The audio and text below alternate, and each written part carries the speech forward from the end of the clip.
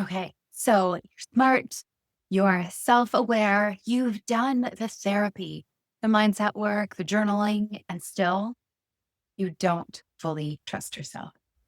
You second guess your decisions, you abandon your knowing in moments that matter. You wonder, why do I keep outsourcing my truth when I know better? You're not broken and you're not failing. And you are not forever damned to be this way. You're likely just blending with parts of you who are still trying to protect you the only way they know how.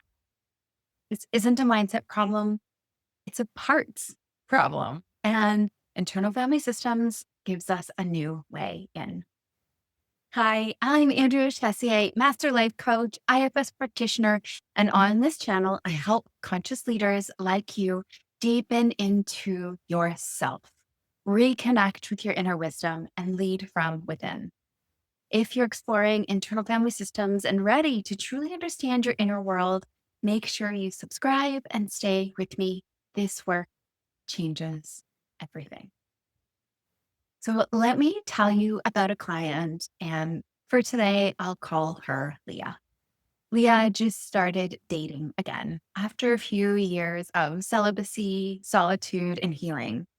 And she told me, I can't tell if this man is right for me or if I'm just scared of being vulnerable. And every time things started to deepen, she'd either start nitpicking his flaws or ghost completely. And then she'd spiral. Am I being intuitive or am I afraid? I'm so confused. Can I even trust myself to know? So, what was really happening? She had parts, protector parts that remembered the heartbreak, the betrayal, the pain of not being chosen before. And so one would say, run, protect her. And another one would say, just be quiet. Don't ruin a good thing. But herself, her capital S self, her calm, wise inner knowing, it didn't have a seat at the table because her system didn't trust it quite yet. Another example, another client, we'll call her Maya, launching her first online offer. She had so much brilliance to share from a lifetime accrued of wisdom, a magnetic message. And every time she got ready to post or hit publish, she froze. What if it flops? What if they think I'm too much or not enough or don't know? She would rewrite sales pages 10 times, then abandon it altogether. This wasn't a strategy issue, it was a trust issue. Maya had a performer part that believed her worth was measured by applause and accolades. She also had a skeptic part formed in childhood that whispered, they'll laugh at you if you're too big. And these parts were protecting her from perceived danger that made a lot of sense based on her history. But in doing so, they made her doubt her true power. So, what these two clients have in common with so many of the people who come to me and that are watching this is they don't trust themselves. If you struggle to trust yourself, there is nothing wrong with you. You have adapted beautifully. You learned to prioritize external safety over internal truth. Maybe you grew up in a home where your feelings were too much, or where success meant perfection, not authenticity, or where love was conditional, earned through performance, not presence. And maybe this wasn't learned in your family of origin, but in relationships, time and time and time again. And so you've internalized this. My truth is inconvenient. My needs are negotiable. I should check with others before I decide. And from that place, parts of you stepped in to help you survive. They became the perfectionist, the people pleaser, the good girl, or maybe the rebel, the avoider, the shut it all down protector, keeping you safe. But over time, Their voices got louder than your own. And the more you ignored that quieter whisper inside, the more you lost trust in them and yourself. So, internal family systems teaches us something beautiful and radically compassionate about self trust. It suggests you're not a single, unified self, but you are a system, a mosaic of many inner voices, each with a story, a fear, and a desire to protect you. And beyond those parts, you have a core self, a deep well of clarity, calm, compassion, and courage that you don't need to seek or build a muscle for. It's not something you have to earn, it is already there. But here's the thing, your parts don't always trust yourself to lead because historically, you haven't listened to them. Perhaps you've shoved them under the rug.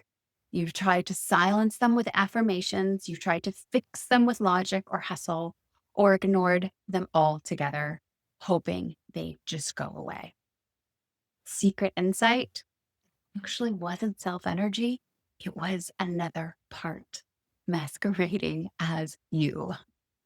So you don't trust your parts because you don't understand why they're here or how their methods, though outdated, or once life saving. So IFS is a relational and cumulative process. It's not about eliminating parts, it's about building relationship. It's about getting curious, listening deeply, learning their language.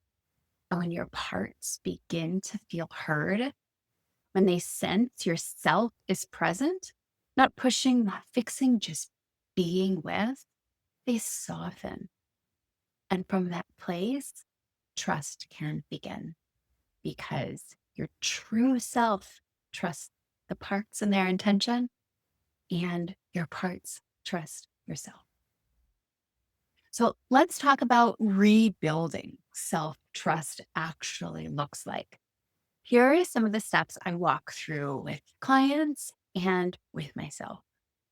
First of all, listening to the gentle nudge. Self trust starts with turning into that subtle, secret whisper, the quiet knowing that says, maybe this matters, even if I don't know why. This whisper is not loud, it's a whisper. It won't compete for your attention like your louder parts do. But when you slow down and get still and quiet, it's there. Number two, welcoming the unwanted parts. You know, those parts that you've labeled as too much, too needy, or sabotaging. They're not trying to ruin your life. They're trying to protect you. Rebuilding trust means sitting with them, asking them, what are you afraid of? And actually listening with love, not more reframes, even when it's uncomfortable. Rebuilding self trust looks like number three, making space for emotion. Emotions are data, not problems. Self trust deepens when we stop fearing our sadness, our anger, our overwhelm. When we say, you're allowed to be here. Your emotional waves aren't too big for you to handle. You were born to ride them with presence, with availability, with awareness. Number four, untangling old patterns. Patterns like people pleasing and perfectionism and procrastination don't dissolve overnight, but with curiosity, not criticism, you can explore the part behind the pattern. You might ask, what does this part believe would happen if I let it go? That question alone can shift everything. Number five, creating internal safety. Self trust requires an internal steadiness. If your nervous system is always scanning for threat, you'll struggle to hear your truth. Practices like grounding, breath, and daily parts check ins help signal we are safe. Oh. Number 6, let go of external validation. I know it can be hard for parts, but when you stop performing for approval, you start living from alignment. And this doesn't happen through force. It is not a switch you flip. It happens through relationship. Build your own internal feedback loop. Ask yourself, what do I know to be true, even if no one claps for me? Number 7, choosing from self, not fear. Over time, at the end of the day, trust is a series of choices. Tiny ones, daily ones, not from pressure, not from panic, from presence. So if this resonated with you, I want you to know something. You're not too late. You're not too broken. You don't need to be more healed to start listening to yourself now. Yourself is always here, waiting with open arms to welcome you. And your parts are not in the way. If this supported you, I'd love for you to please like the video, subscribe for more IFS inspired content every week, and share it with someone who's learning to trust themselves too.